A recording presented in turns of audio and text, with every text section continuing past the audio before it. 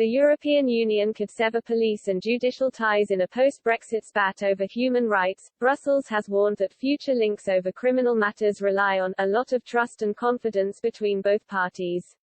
The message came as a government-ordered study considers whether to update the law to remind judges they are not bound by the European Court of Human Rights (ECHR) in Strasbourg. The ECHR, which is separate from the EU, interprets the European Convention on Human Rights.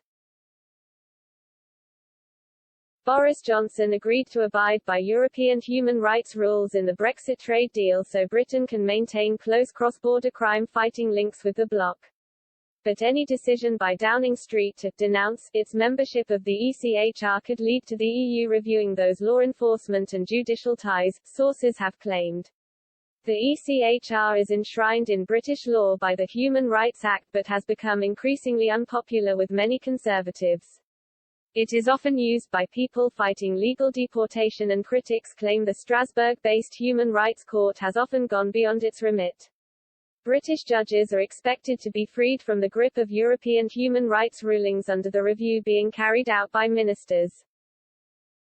Human rights lawyer Lord Pannick told a panel the Human Rights Act should be changed to make it clear that while ECHR rulings should be taken into account, they should not bind British judges.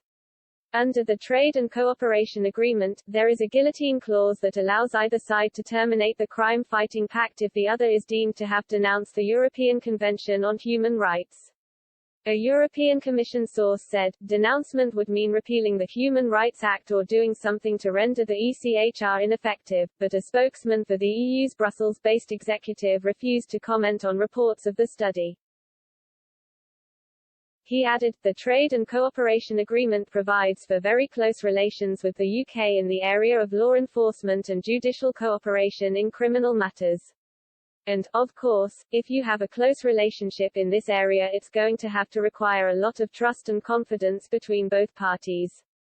That is why in the Trade and Cooperation, both the UK and the EU, including its member states, have committed to respecting fundamental rights, democracy, the rule of law and giving domestic effect to fundamental rights set out in the European Convention of Human Rights.